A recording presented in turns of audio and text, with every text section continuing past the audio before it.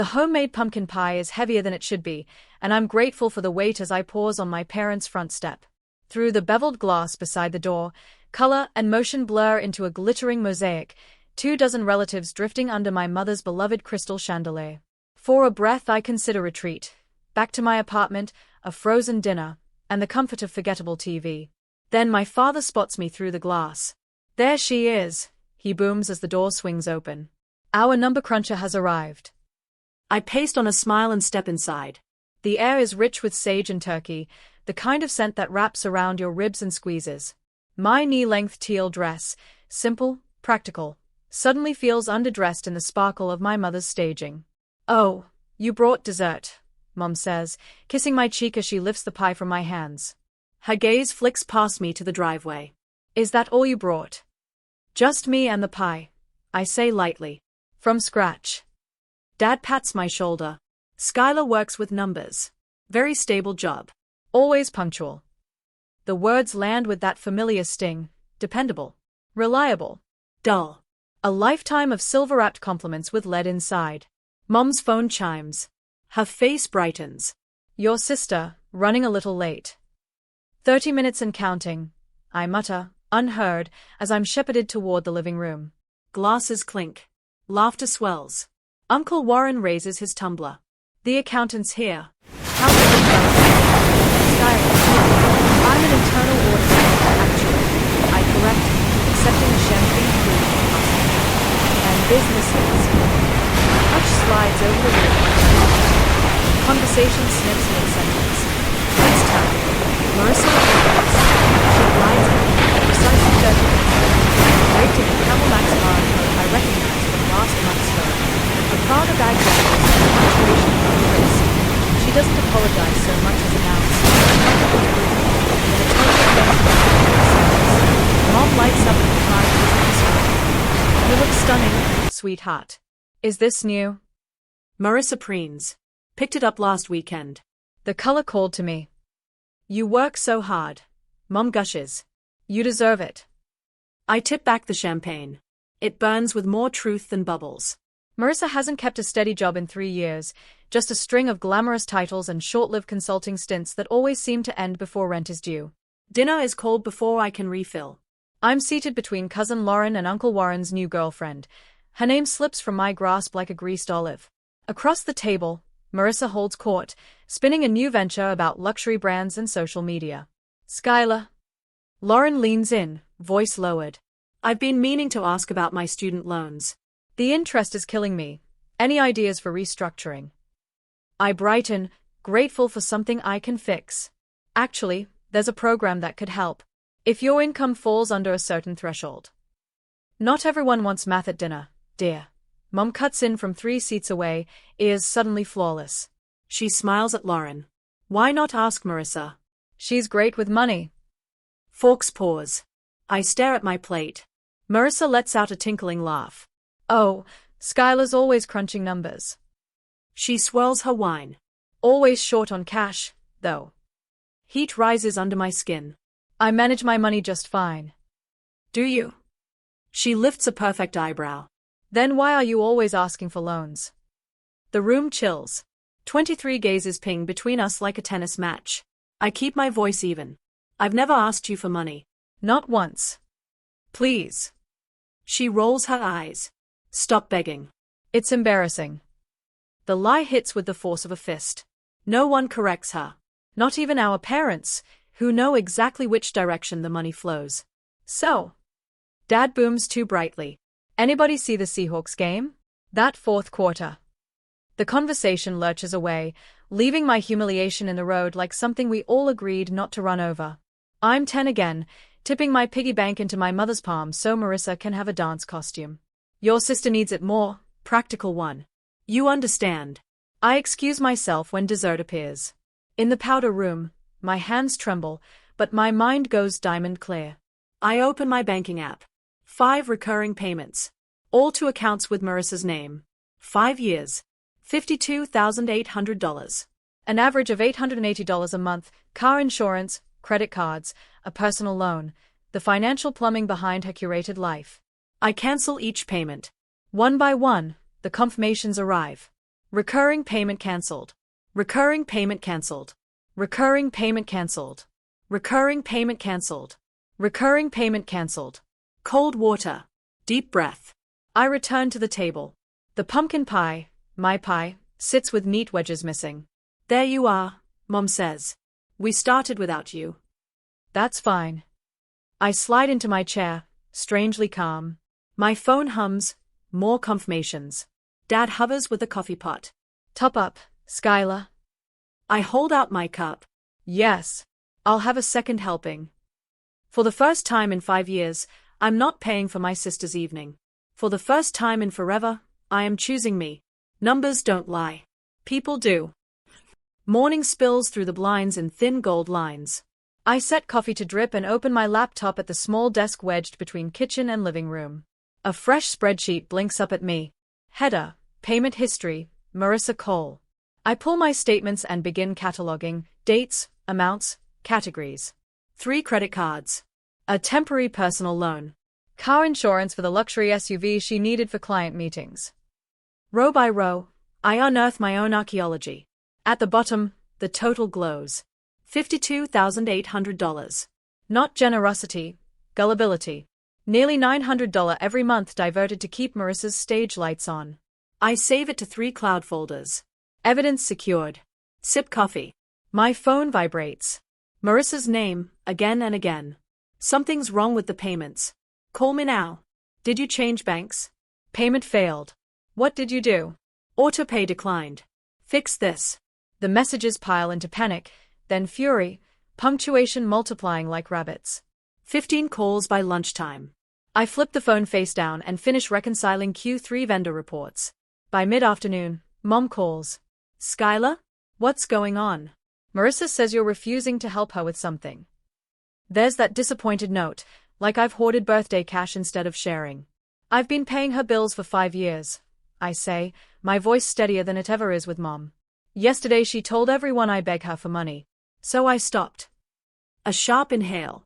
That's not what she meant. You know how she gets when she's nervous. She exaggerates. It wasn't an exaggeration. It was a lie. And you let it stand. You're being dramatic. Family helps family. I helped for 5 years. That's $52,800. There's rustling, a handover.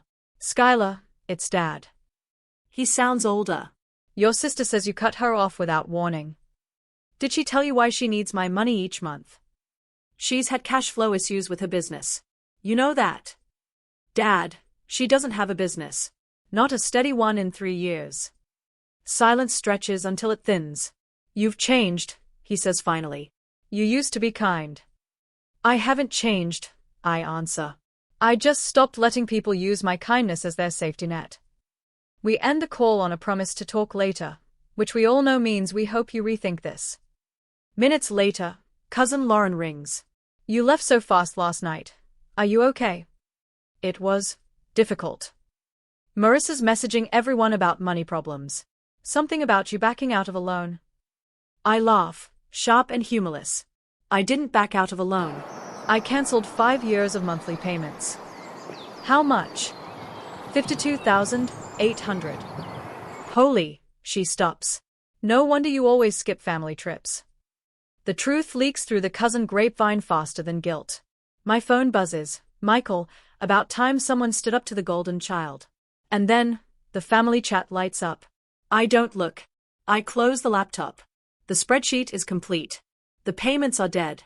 For the first time in 5 years, that $880 will sit in my account like a quiet, loyal dog.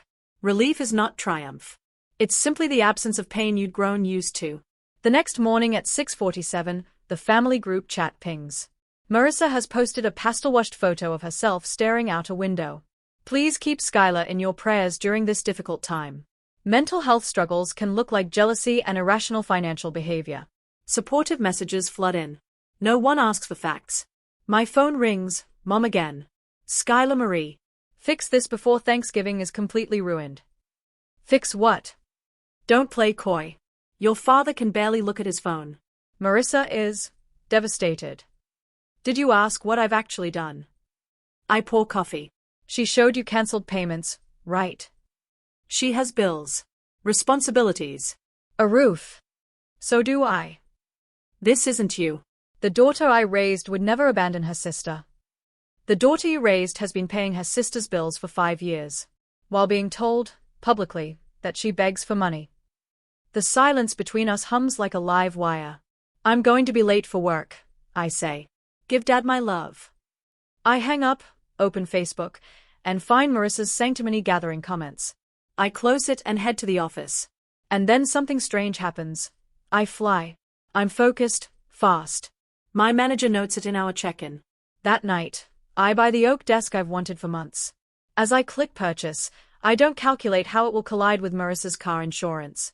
I realize I've lived under my means not to be prudent, but to fund her excess. 3 days later, she appears in the lobby of my building. Glossy sunglasses, artful distress, mascara that doesn't dare smudge. How could you abandon me like this? She cries as I step inside. People look up. After everything I've done for you. This is the I say so. Call me when you're ready to discuss repayment.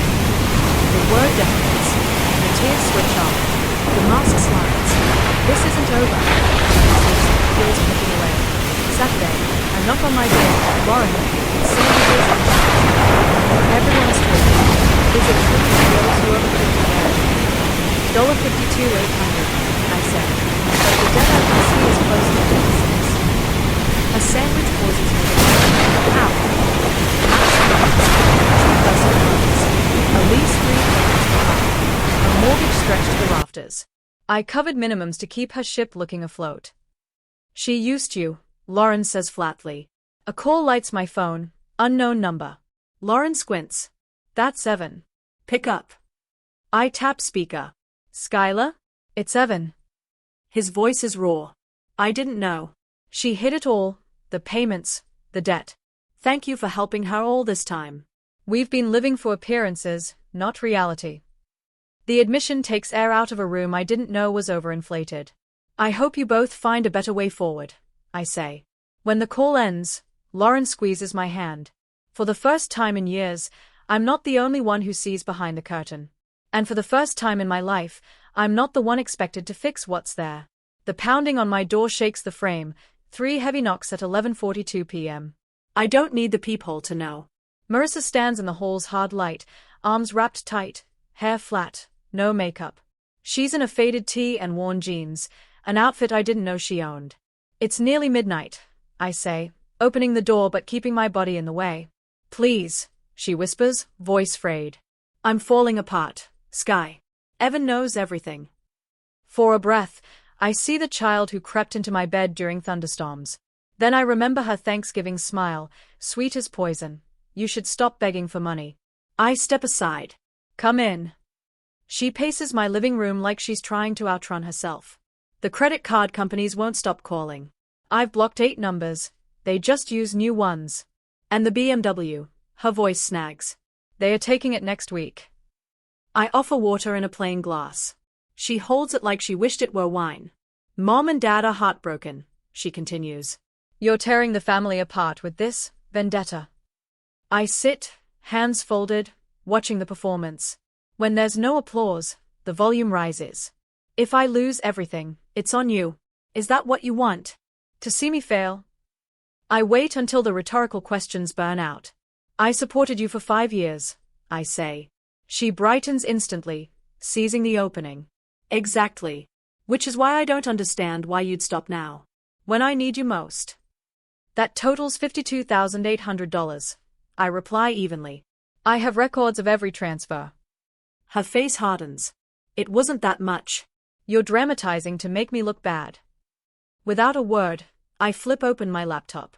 The spreadsheet glows between us, dates, amounts, institutions, notes. 5 years of money and memory, logged in cells that never lie. She stares like it's a foreign language. You're only doing this to play perfect. You always have to be the good one. Silence from me. Another pivot from her. I have expenses you don't, country club fees. She stops, hears herself, and reroutes. You make more than me. You don't know what it's like to struggle. I make $185, I say quietly. Her eyes flicker.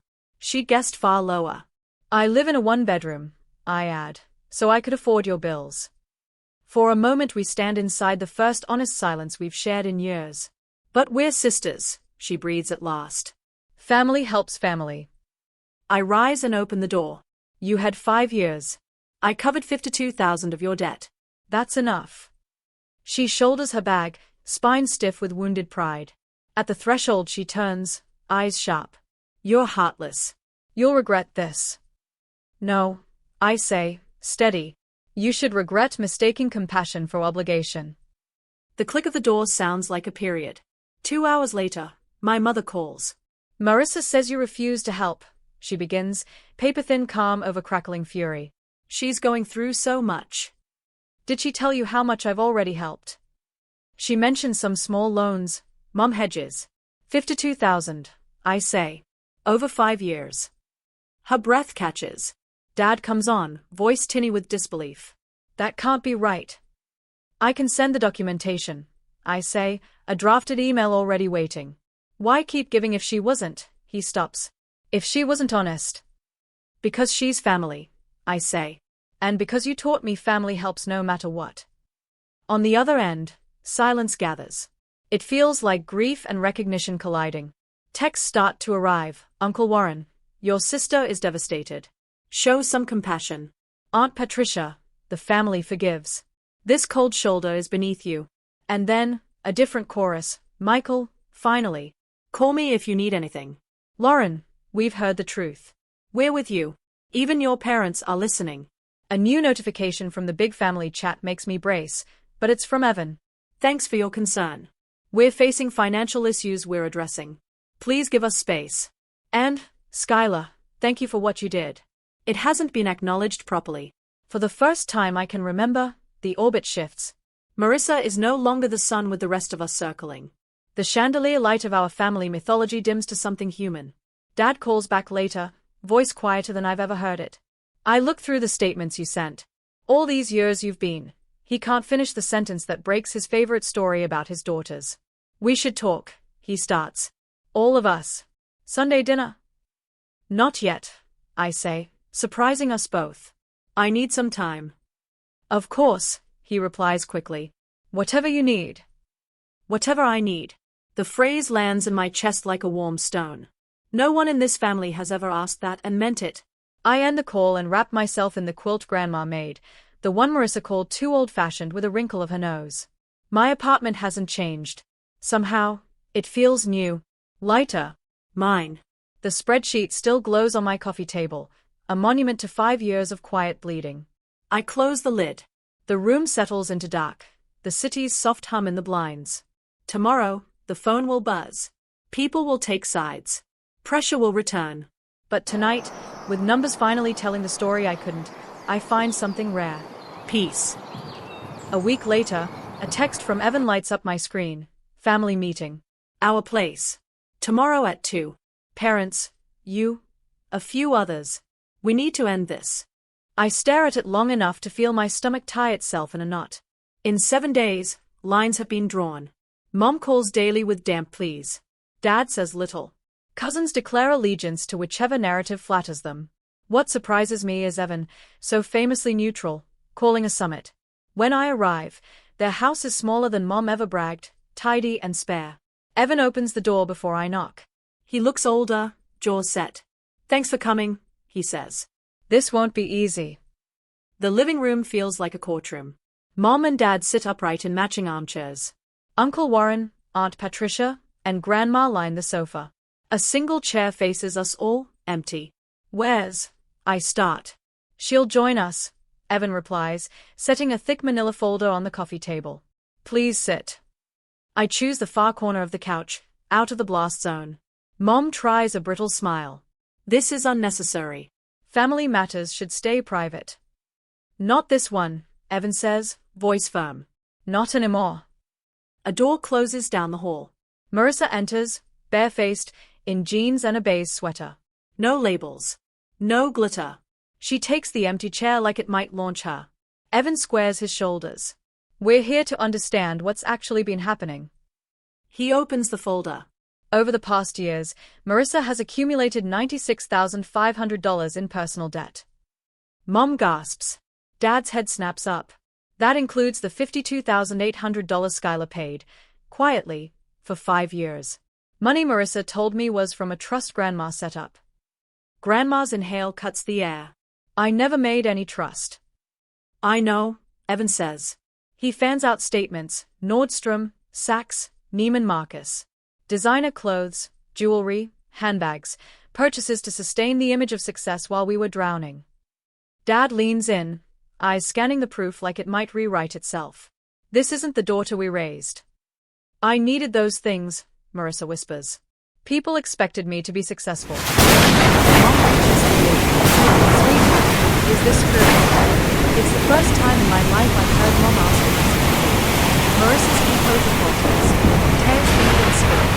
I just want you to be proud of me. By lying. Aunt Patricia's voice slices. By taking the new sister. I was going to pay her back. When? Evan asks. With what intent? I haven't held a steady job in 3 years. Silence thickens. It's something we have to do. For once, everyone sits with reality. Evan clears his throat. Change starts now. We're selling the Range Rover. The Maldives trip is cancelled. Marissa starts 40 hours at Belinda's boutique Monday. Financial counseling Thursday. Mom blanches. That's so extreme. It's necessary, he says simply. And late.